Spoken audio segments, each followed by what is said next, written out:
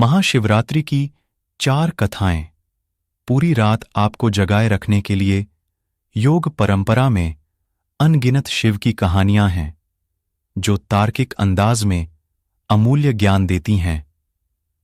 यह रही ऐसी ही 4 कहानियां। कहानी 1, शिव और बैलगाड़ी। सद्गुरु, यह कुछ 300 साल पहले की बात है। कर्नाटक के सुदूर दक्षिण क्षेत्र में अपनी बूढ़ी मां के साथ एक योगी रहते थे। उनकी मां काशी जाना चाहती थी ताकि वह विश्वनाथ जाकर शिव की गोद में प्राण त्याग सके। इसके अलावा उसने अपने जीवन में अपने बेटे से कभी कुछ नहीं मांगा था।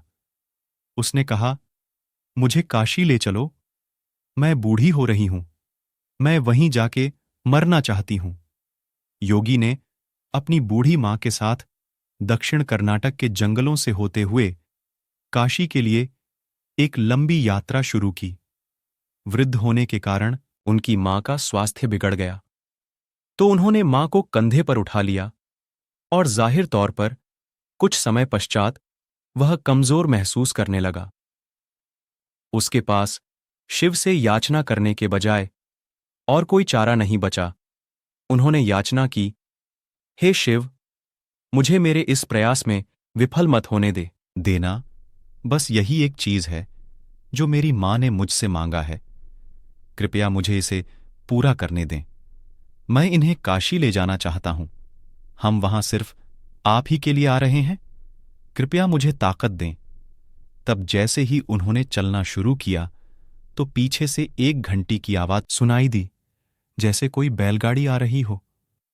उन्हें धुंध से उभरती हुई एक बैलगाड़ी दिखाई दी जिसे एक बैल खींच रहा था, जो थोड़ा अजीब था क्योंकि एक बैल वाली बैलगाड़ी छोटे रास्तों के लिए होती है। जब सफर लंबा और जंगली इलाके से होते हुए हो तो हमेशा 2 बैल ही गाड़ी को खींचते हैं। पर जब आप थके हों तो ऐसी बारीकियों को किसे परवाह। गाड़ी नजदीक आई, पर वे चालक को नहीं देख पाए क्योंकि चालक लबादे में था और बाहर धुंध भी थी। मेरी मां बीमार है, क्या हम आपकी खाली गाड़ी में यात्रा कर सकते हैं? उन्होंने कहा। अंदर बैठे व्यक्ति ने सिर हिला के हां कहा। वे दोनों गाड़ी में बैठ गए और बैलगाड़ी आगे चलने लगी।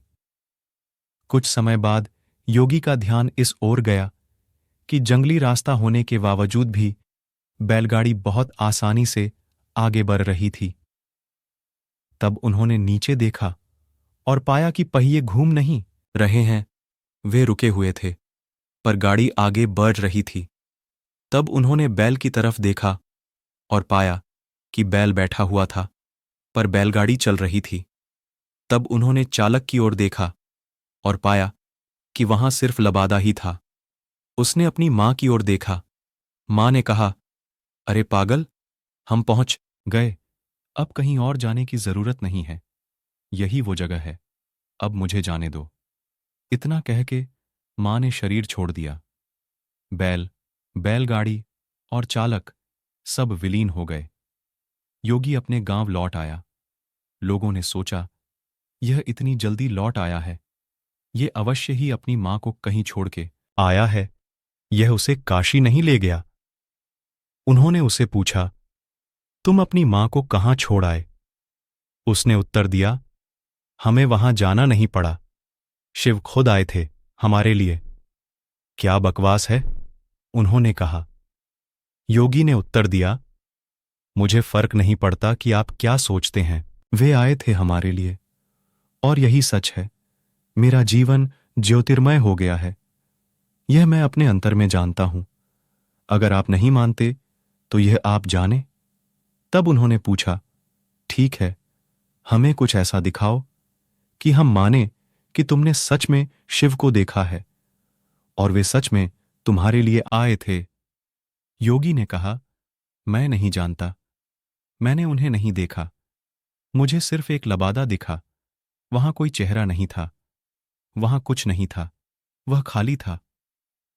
अचानक सबने देखा कि वह खुद वहां नहीं थे, सिर्फ उनके कपड़े ही दिखाई पड़ रहे थे। वे दक्षिण भारत के महान संत बने।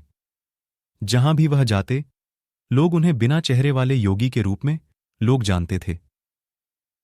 कहानी 2। मल्ला, एक शिव भक्त और एक चोर। सद्गुरु, मैं आपको एक ऐसे योगी के बारे में बता रहा हूं जो उस जगह के काफी करीब रहे जहां मेरा जन्म हुआ था।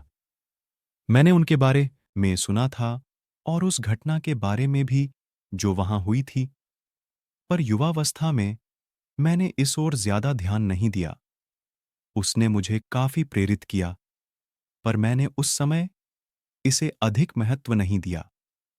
वर्तमान में नंजनगुड़ के नाम से प्रसिद्ध शहर की सीमा पर मैसूर से करीब 16 किलोमीटर दूर एक योगी रहते थे।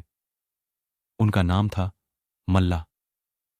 वे किसी परंपरा से संबंध नहीं रखते थे और ना ही उन्हें कोई पूजा पाठ की औपचारिक विधि झात थी, परंतु बचपन से ही जब भी वे अपनी आंखें बंद करते तो उन्हें शिव की तस्वीर दिखाई देती। शायद योगी शब्द उनके लिए काफी नहीं है। उनके जैसे लाखों हैं। वे शिव के कैदी हैं। उनके पास कोई विकल्प भी नहीं है। शायद मैं भी उन्हीं के जाल में फंसा हुआ हूं। हम उनकी तलाश नहीं करते। अभिमान के कारण शायद किसी की भी तलाश नहीं करते, पर उनके जाल में फंस अवश्य जाते हैं। शिव एक शिकारी थे। वे सिर्फ जानवरों को ही अपने जाल में नहीं फंसाते थे, अपितु इंसानों को भी अपने जाल में फंसा लेते थे। यह उन्हीं में से एक और था। मल्ला शिव के सिवा और कुछ नहीं जानता था। उसने कोई विशेष कौशल भी अर्जित नहीं किया था और वह जंगली इंसान बन गया था। यह तो उसे कभी विचार ही नहीं आया कि किसी को भी रोककर उससे अपनी जरूरत के लिए कुछ भी छीन लेना गलत भी हो सकता है। तो वो ऐसा ही करता था और एक डाकू के रूप में प्रसिद्ध हो गया था। वह जंगल के उस रास्ते का नियमित डाकू बन गया जिसे लोग सामान्य तौर पर इस्तेमाल करते थे। वह रास्ता जहां वो राहदारी वसूलता था, उस जगह का नाम पड़ा कल्लाणमुलाई, जिसका मतलब है चोर का कोना। शुरू में लोगों ने उसे धिक्कारा, पर साल के अंत में लोगों से इकट्ठा किए एक एक पैसे को वो महाशिव रात्रि मनाने में खर्च कर देता था। वह एक बड़ा भोज आयोजित करता। कुछ सालों बाद लोगों ने उसे एक महान योगी के रूप में पहचाना और स्वेच्छा से योगदान करने लगे। और जो ऐसा ना करते, उन्हें योगदान देने के लिए प्रोत्साहित करने का भी उसे कोई पछतावा नहीं था। कुछ सालों बाद 2 योगी जो आपस में भाई थे, इस रास्ते से गुजर रहे थे। उन्होंने इस आदमी को देखा जो डाकू तो था, पर एक महान योगी भी था। उन्होंने कहा, तुम्हारा भक्तिभाव अद्भुत है, पर तुम्हारे तौर तरीकों से लोगों को कष्ट होता है। उसने कहा, मैं यह शिव के लिए करता हूं, इसमें दिक्कत क्या है? उन्होंने समझाया, अपने साथ अलग ले गए और कुछ पद्धतियों से गुजारा और उस स्थान का नाम कल्लाणमुलाई से बदलकर मल्लाणमुलाई रख दिया। आज भी यह स्थान मल्लाणमुलाई के नाम से ही जाना जाता है। और जो महाशिवरात्रि वो मनाते थे, वो आज एक विशाल संस्थान के रूप में विकसित हो गया है। डकैती छोड़ के इन योगियों के साथ बैठने के करीब 1.5 साल बाद ही उन्होंने महासमाधि प्राप्त कर ली। मल्ला को इस प्रकार मुक्त करवाने के बाद दोनों योगियों ने भी उसी दिन अपने शरीर छोड़ दिया। कबिनी नदी के किनारे इन लोगों के लिए एक खूबसूरत तीर्थ स्थान निर्मित है, जिसे आज भी मल्लाणमुलाई के नाम से जाना जाता है। कहानी 3। कैसे बने कुबेर शिव के महानतम भक्त। सद्गुरु, कुबेर यक्षों के राजा थे। यक्ष बीच का जीवन होते हैं। वे ना यहां के जीवन में होते हैं और ना ही वो पूरी तरह से जीवन के बाद वाल स्थिति में होते हैं।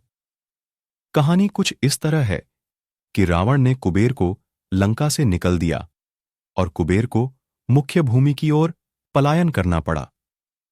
अपना राज्य और प्रजा को खोने की निराशा में उसने शिव की पूजा करना शुरू की और एक शिव भक्त बन गया।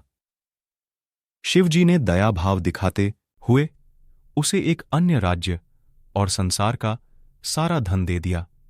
इस तरह कुबेर संसार का सबसे अमीर व्यक्ति बन गया। धन मतलब कुबेर, यह कुछ इस प्रकार देखा जाने लगा।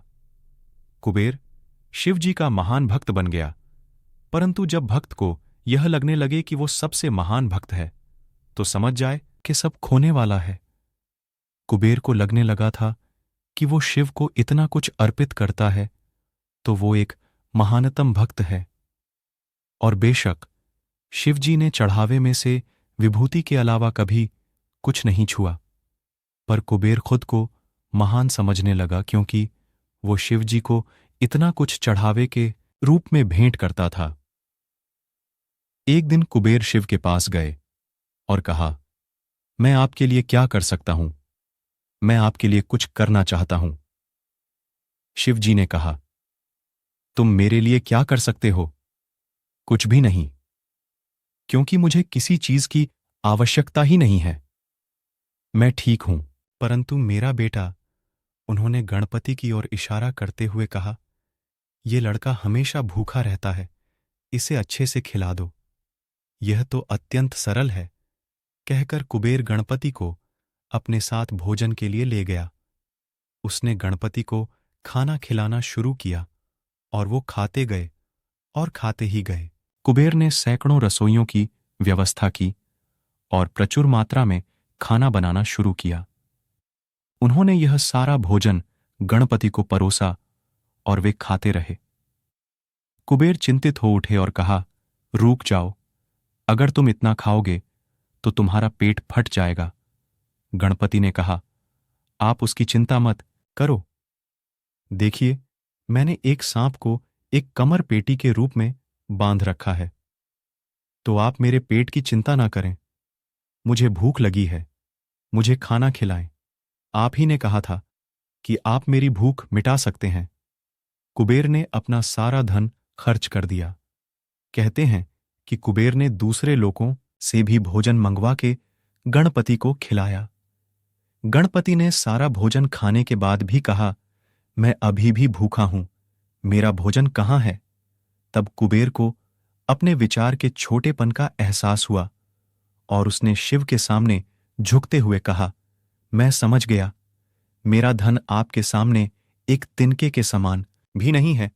जो आपने मुझे दिया, उसी का कुछ अंश आपको वापस देकर मैंने खुद को एक महान भक्त समझने की गलती की, और इस क्षण के बाद उसके जीवन ने एक अलग ही दिशा ले ली।